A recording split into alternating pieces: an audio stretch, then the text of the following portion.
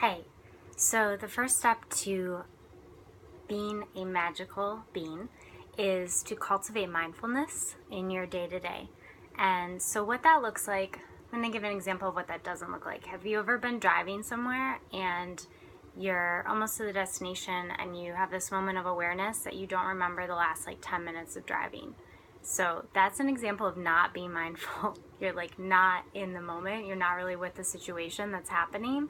Your mind was wandering and somehow you managed to stay on the road, and thank goodness.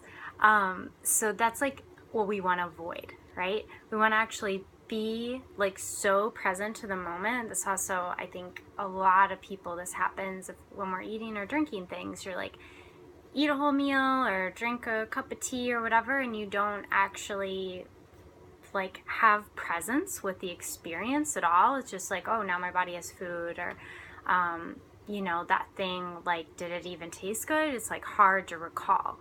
So actually being in our bodies with what's happening is totally key.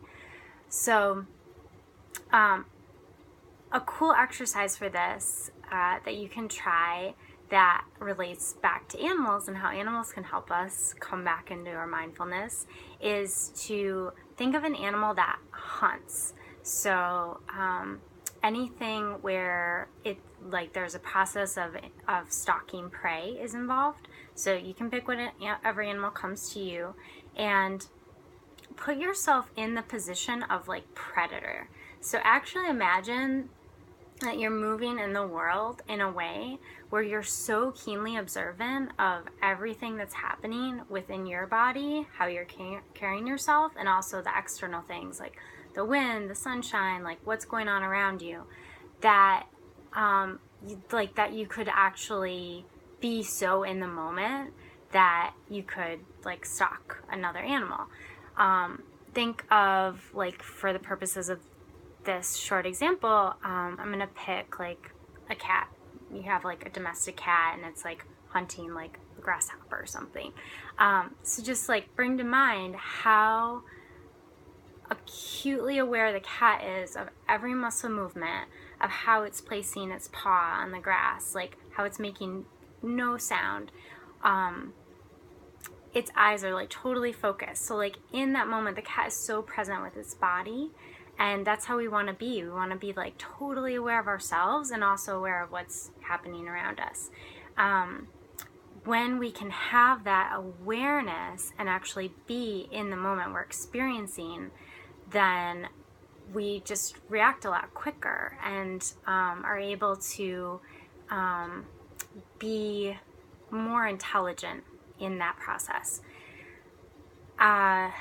I'm going to carry this example in the next 3 videos, so stick with me. I want you to picture now that you're approaching a rose and you're moving in the world in kind of this mindlessness way, where you're approaching the rose, it's on the sidewalk, maybe you see it, maybe you don't. Maybe you stop and smell it and it's a quick oh, rose smelled good, yay. I smelled the rose today, awesome, good for you. If you're doing this in a mindful way, you're kind of seeing the rose from a distance. You're whoa, there's a rose. I want to go approach it. You get up to it. You notice what it looks like. You're taking in the beautiful color. You're taking in the texture. Maybe you feel a petal with your finger. You're wow, that's really soft. And then you're taking it in with the scent. You're observing how relaxed it makes you feel as the scent comes into your body, and maybe some joy that's entering you that you got to experience this beautiful flower. So see the difference of sort of approaching it in this way that's very casual versus having mindfulness as you're doing that. So really it's about having that sort of intention with every single encounter in life. And I mean, that alone, if you can get this one thing and not even go into the next 2 steps, that's awesome. Your life will become more magical just naturally. It's what happens. But when you add the other components, it just builds and builds, and that's really exciting. So I'll see you in the next video.